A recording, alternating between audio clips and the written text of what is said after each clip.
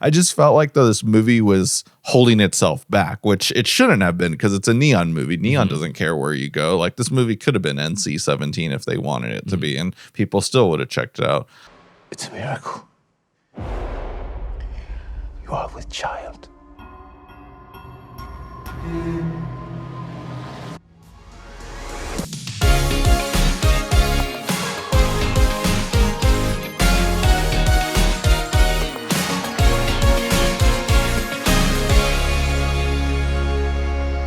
Hello, Drive-By Movies here, and you're watching Fresh Releases. My name is James. My name is Blaise. And today we checked out the horror film from Neon, Immaculate.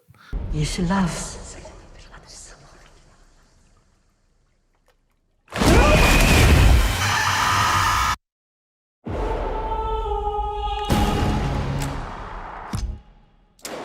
Immaculate is the story of Cecilia, a woman of devout faith, is warmly welcomed to the picture-perfect Italian countryside, where she is offered a new role at an illustrious convent.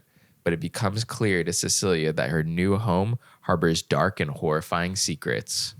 So, James, we checked out the Sweeney vehicle, Immaculate, here. And what do you got to say? What did you think of the movie? I think we have a very solid but forgettable movie, I guess you can say. Overall, I enjoyed it. It's a fun movie for horror lovers if you're into anything kind of Catholic turn evil and stuff. I grew up going to Catholic school. I had two nuns as teachers who weren't the biggest fan of me. So, you know, it's fun to see kind of this horror film revolve around nuns and messed up priests, and also part of my childhood too. But that's a whole other story. But yeah, so I'm kind of new into the genre of like getting into the movies like The Omen and stuff. I just checked that movie out for the first time just in preparation for the new First Omen prequel movie that's coming out in the next couple weeks. But Immaculate though, yeah, it's a solid movie. It feels like a A24 style movie or Neon movie. So, you know, like makes sense that Neon was interested in it. And I love the passion project aspect of it that went into it. We can get into that later, but what are your thoughts on it? Yeah, I enjoyed the movie for the most part. I do feel like it's a little subdued and it feels like something I'm probably not going to remember in a couple years past, but it felt like a fun homage to those nun style movies. But like yourself, I'm not really that, I guess, fluent in like the nun style horror movies. Not talking about the James Wan movie. Is that a James Wan movie? I mean, he created the character, but it's not his movie though. Yeah, but just like that subgenre of horror films that's specifically like about like, you know, a priest or a nun or something that's, you know, more deeper than something like The Exorcist in that culture, I guess. Right. Yeah. The only nun movie I ever watched was like The Bells of St. Mary in my Catholic school days. But I remember that was like a comedic movie. Well, there was a comedic tones, but overall it's like a drama. Yeah, it's a genre that I'm really unfamiliar with. I know in the 70s and 80s, most nun movies are more exploitation style movies. This movie doesn't feel very exploitation wise. I mean, there's a couple sequences that are like, I'd say homages to it. We'll give credit for some of the scares though. There are some intense, like, you know, suspenseful moments of just eerie, like waiting for something to happen. There's one very solid jump scare involving a confession room, which got me to jump, and I thought that was very solid. I just felt like though this movie was holding itself back, which it shouldn't have been because it's a Neon movie. Neon doesn't care where you go. Like this movie could have been NC-17 if they wanted it to be, and people still would have checked it out. Like, you know, I get they probably wanted a little bit more of a mainstream movie with like how popular Sweeney is currently. But like just it felt very safe, and I can see a lot of modern audiences kind of finding it boring because it feels very indie, even though like, you know, I wouldn't like say it looks cheap or anything. It just feels like an indie with how like low key it is. Yeah. And that was something that I do feel like I read a tweet that I guess the director Michael Mohan said that they were always trying to push the envelope on set. And after watching the movie, I didn't get that vibe at all. I was like, everything was played very safe, it felt like. And after reading that, you know, I go in with the expectations that, oh, they're really going to like do something crazy in this movie. Never felt like that. I didn't think that detracted from the movie, but I was like, okay, what did you guys feel like you're pushing the envelope on? Because nothing in this movie made me feel like you're pushing the envelope. Right. I'm pretty high on their previous film, Voyeurs. He directed that, and Sweeney starred in that along with Justice Smith. And Yeah, I felt like that was like pushing the envelope, especially with a lot of twists and turns in that film. You know, albeit some people probably would think they're stupid, but when you know what movie you're making, like I'm glad you're playing to that crowd. Right.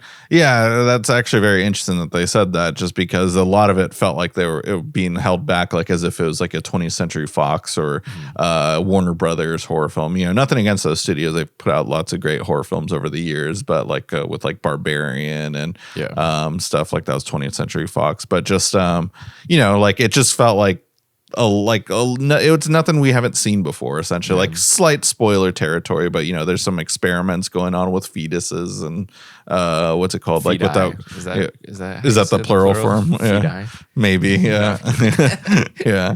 But either way, though, like you know, like it wasn't that shocking. Like I was like, oh, cool. Like I didn't find, and then like you know, the ending sequence can be considered shocking to some, but you know, you're not like you know, without getting too much into spoilers, I'll just say that like whatever happens at the movie, it kind of shy away from showing the physical aspect of what's happening. And I wouldn't have minded seeing it, as messed up as depraved as I am and stuff too. But you know, I wanted the horror film to push that boundary, and it never felt like it did. Yeah. And that could have been the moment. And like I know a lot of people were saying like, see this movie with an audience. I'm like, why? Like nothing really happened to where I was like, well, we didn't really see it with I would say there was like a decent amount of people in there. But I feel like I actually have a gripe with Alamo Drafthouse. We saw it at the Alamo Drafthouse, and I feel like them saying like no loud noises, like all that. There's movies where I'm like, I kind of wish, you know, people would be more into them. Like me, I'm like making noises when there's a jump scare. I'm like, oh my God. Like, you know, like just because I'm like, that's how I'd want to watch the movie, you know? And if it surprises me, I want to be vocal about it. Right. You know? So I felt like, dude, are they going to come over and tell me they're going to kick me out? So I don't know if some people are holding themselves back when they're watching a movie there. Just, I understand no talking, but what about reactions? Right. My friend and I have talked about that. We saw Tammy and the T-Rex there, and we were the only ones laughing the whole movie. And we're like trying to figure out like, why are like cult screenings at Alamo Drafthouse not fun? Yeah. And granted, like this movie didn't really have any moments to where I feel like you could have reacted too intensely to, like except for the jump scare and maybe the ending. But you know, that's an example. I also saw They Live There, which also can get great reactions depending on what kind of crowd you see it with. New Beverly, they're very strict on like their no talking policy here in Los Angeles. Yet, you know, when you're enjoying the cinema, like, and you're just like, oh shit, like to something that scared you, you're not going to get kicked out for that and stuff.